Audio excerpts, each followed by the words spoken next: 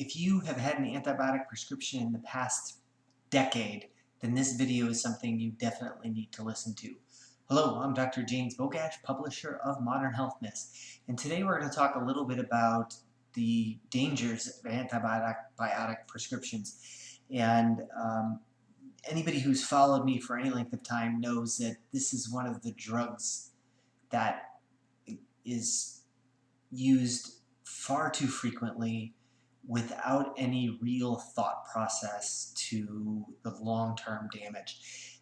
Our bacteria that grow within us, both in the respiratory tract and the oral tract, or in the oral cavity, and our GI tract, our urinary tract, our bacteria are a huge part of us and what we do and what diseases we do or don't experience. Few things will absolutely destroy the good balance of bacteria in our body like antibiotics will, especially broad-spectrum antibiotics. But to give you an idea of how common antibiotic prescriptions are, there are about 70 billion doses per year given for antibiotics across the globe. In the United States alone, there are some 270 million prescriptions per year. That boils down to 836 prescriptions for every 1,000 people. That is almost everybody gets an antibiotic prescription every year, or at least 83.6%.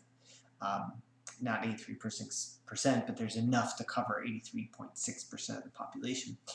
The most common indications for respiratory tract infection, number 2 is for urinary tract infection. Interestingly enough, ironically enough, antibiotics are probably a big player in the development of said respiratory tract infection or said urinary tract infection, which most people, and doctors included, are probably not even aware of.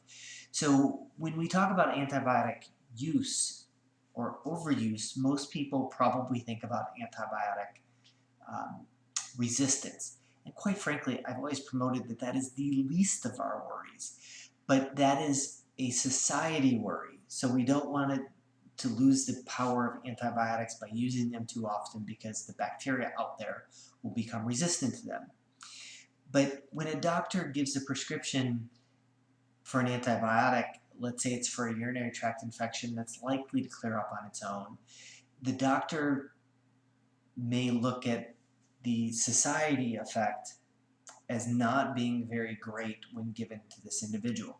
So in other words, Mary has a urinary tract infection, and giving that antibiotic prescription is not going to harm the greater society and antibiotic resistance very much, and so there's very little hesitation in using it.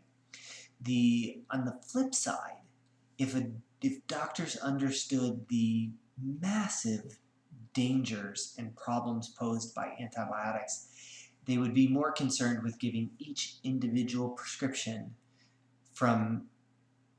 based on the effects it's going to have on that individual than they are society and antibiotic resistance. It's one of the reasons why I think that the concern with antibiotic resistance is nothing compared to the damage it does to the individual's microbiome.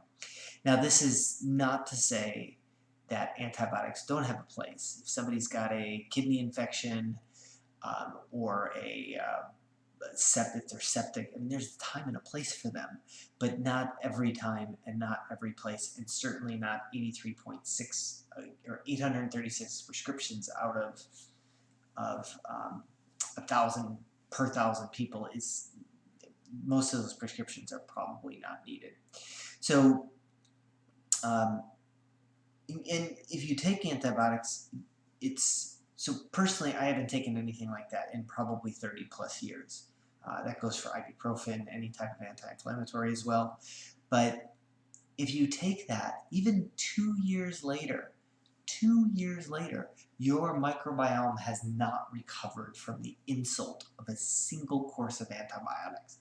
So what about somebody who gets an antibiotic every 3, 6 months, every year, every other year, every 5 years? Even annually, that's way too much. Our microbiome just can't recover.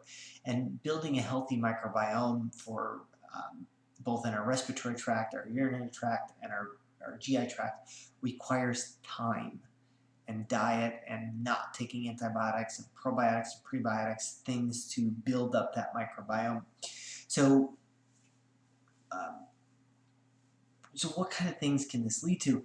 This particular review, which is an amazing review about the damages of antibiotics because of the microbiome damage, talks about multiple things, but top of the list is an increased risk of colon cancer.